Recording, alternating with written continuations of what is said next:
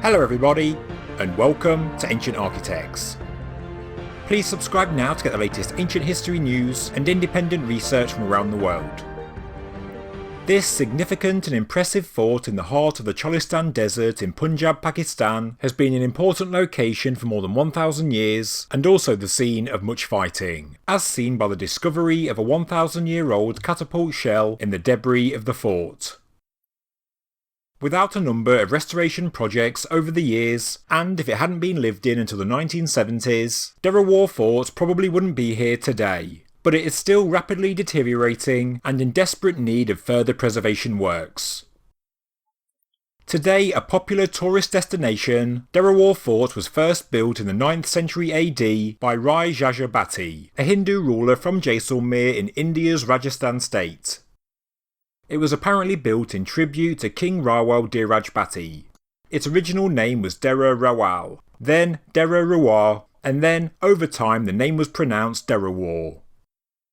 In the early 18th century, it was captured from Raha Singh of Jaisalmer by Sadeq Mohammad Khan I of the Nawabs of Bahawalpur. It was rebuilt in 1733 into the current form we see today.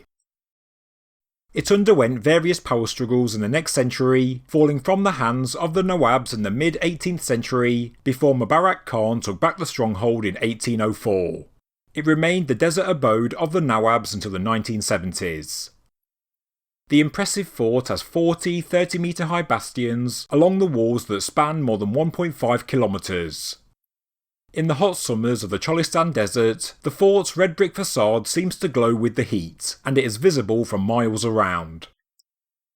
Every part of the fort, inside and out, has a distinct style and charm, even the fort's dungeon. Interestingly, there are long underground railway tunnels that connect the fort with the Sadeq Palace. There are offices, residential rooms, a water pond and gallows. It was also richly decorated with tile and fresco work. The Pearl Mosque stands nearby, and the cemetery of the Nawabs are filled with ornate and elaborate graves. In the past, the ruler of the lands, the Nawab Sahib, would visit the fort and hold open court, passing judgments on different cases including capital crimes. It also apparently protected the ancient trade routes from Central Asia to the Indian subcontinent. It was once watered by the Gagar River, now called the Hakra, in Pakistan. Along the 500 kilometres of dry riverbed we see today, there are apparently 400 archaeological sites, many of which date back to the Indus Valley civilization. The fort has a colourful and long history, and it's no surprise it attracts many local, national and international tourists in the winter months. But for many, including me, it is quite a surprise when we see the ruinous state the structure is in. Beyond the impressive bastions and walls, as stated in a report from 2017, the interior was in a shocking state of dilapidation and disrepair. It was literally crumbling. Many of the stairways are no longer present, which makes it incredibly difficult to get around. And furthermore, the ancient tunnels are also blocked, and many of the rooms have caved in. And we can't just blame the authorities for its condition, because tourists walk on everything, eat on site and discard their trash. Graffiti has also been sprayed on the decorated internal walls. According to a local cultural activist, only 15 years ago the fort was in considerably good condition. Tunnels stretched for at least a mile, and you could traverse the network to different rooms and destinations. You could climb many of the stairs up to the bastions and stand and look out from the top. Most of these staircases have now crumbled, and also many of the bastions have developed severe cracks. The whole structure is in danger of getting to the point of no return. Bricks are falling down, and the whole structure will one day collapse unless authorities step in. It's an important and visually stunning historical site. But, as of 2017, neither the government nor organisations like UNESCO were coming forward to conserve what's left. Apparently, it is on the UNESCO tentative list, submitted by the government of Pakistan in 2016.